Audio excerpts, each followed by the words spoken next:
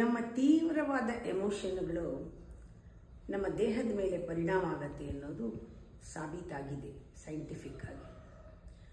ಅದು ದೇಹದ ಮೇಲೆ ಅಂದರೆ ಒಟ್ಟಲ್ಲಿ ಆರೋಗ್ಯದ ಮೇಲೆ ಅಂತಲೇ ತಿಳ್ಕೋಬೇಕು. ದೇಹದ ಆರೋಗ್ಯದ ಮೇಲೆ ಎಷ್ಟೋ ಸತಿ ಅದು ನಮ್ಮ ಮೇಲೆ ಪರಿಣಾಮ ಆಗಿರೋದು ದೇಹದ ಮೇಲೆ ಸ್ಕಿನ್ನಲ್ಲಿ ಗೊತ್ತಾಗುತ್ತೆ. ಸ್ಕಿನ್ನಲ್ಲಿ ಎರಪ್ಷನ್ಸು, ಹುಣ್ಣುಗಳು ಏಳೋದು, ಪಿಂಪಲ್ಸ್ ಏಳೋದು, ಎಲ್ಲ ನಾಲಿಗೆ ಮೇಲೆ ಹುಣ್ಣಾಗೋದು, ಇದೆಲ್ಲ. ಇನ್ನೊಂದು ಸತಿ ನೋಡಿದಾಗ ಮಸಲ್ಸ್ನಲ್ಲಿ ಹೋಗಿ ಟೆನ್ಷನ್ನು, ಸ್ಟ್ರೆಸ್ಸು ಸೇರಿಕೊಂಡು ಮಸ್ಕ್ಯುಲರ್ ಪೇನ್ ಸ್ಟಾರ್ಟ್ ಆಗುತ್ತೆ. ಅದೆಲ್ಲ ಅಕ್ಯುಮುಲೇಟ್ ಆದರೆ ತೀವ್ರವಾದ ಒಂದು ಪರಿಣಾಮ ಬೀರುತ್ತೆ. ಇನ್ನೂ ಆಳವಾಗಿ ನಮ್ಮ ಟೆನ್ಷನ್ ಸೇರಿಕೊಂಡ್ರೆ ಅದು ನರಮಂಡಲಗಳಿಗೆ ಹೋಗುತ್ತೆ.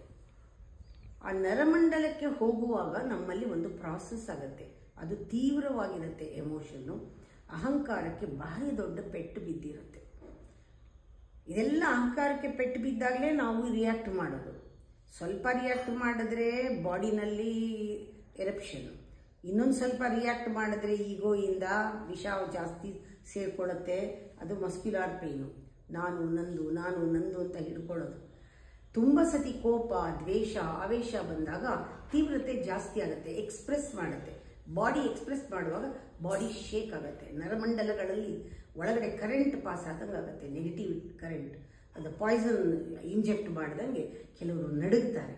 ದಟ್ ನಡುಕ ಬರುತ್ತೆ. ಈಗೋ ಏನಾದರೂ ಕೋಪದಲ್ಲಿ, ಕ್ರೋಧದಲ್ಲಿ, ಆವೇಶದಲ್ಲಿ ಕಿರ್ಚಾಡಿದ್ರೆ, ಕೂಗಾಡಿದ್ರೆ ಅದು ಯಾವ ರೀತಿ ನಡುಕ ಬರುತ್ತೆ ಅಂದರೆ ಇಟ್ ವಿ ಆರ್ ರೆಸಿಸ್ಟಿಂಗ್.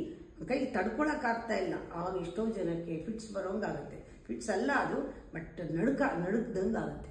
ಆಮೇಲೆ ತುಂಬ ಸುಸ್ತಾಗುತ್ತೆ ಅವರಿಗೆ, ನರಮಂಡಲ ವೀಕ್ ಆಗುತ್ತೆ.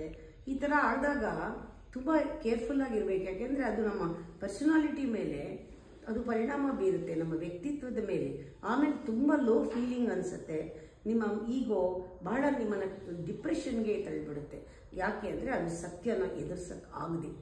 ಯಾವಾಗ ಈಗೋ ಇದು ಕಿರ್ಚಾಡೋದು, ಕೂಗಾಡೋದು ಅಂದರೆ ಈಗೋ ಅನ್ನೋದು ಯಾವತ್ತೂ ಫಾಲ್ಸೇ. ನಮ್ಮ ಫಾಲ್ಸಿಟಿ ಅದು ಬಹಿರಂಗವಾಗಿಬಿಟ್ರೆ, ನಮ್ಮ ವೀಕ್ನೆಸ್ಗಳು ಎಲ್ಲರಿಗೂ ಗೊತ್ತಾಗೋದ್ರೆ ನಮ್ಗೆ ಅವಮಾನ ಅಂತ ಅನಿಸ್ಬಿಡುತ್ತಲ್ಲ, ಅದು ನಮ್ಮ ಕೈಲಿ ತಡ್ಕೊಳಕ್ಕಾಗಲ್ಲ. ಈಗೋ ಏನು ಮಾಡುತ್ತೆ, ಅವಮಾನ ತಡ್ಕೊಳಕ್ಕಾಗದೆ ಇದ್ದಾಗ ಅದು ಸತ್ಯದ ಮುಂದೆ ಬೆತ್ತಲೆ ನಿಂತಂಗೆ ಆಗ್ಬಿಡುತ್ತೆ. ಅದು ತೊಗೊಳಕ್ಕಾಗಲ್ಲ. ಆವಾಗ ಈ ಥರ ಎಲ್ಲ ರಿಯಾಕ್ಷನ್ಸ್ ಆಗುತ್ತೆ.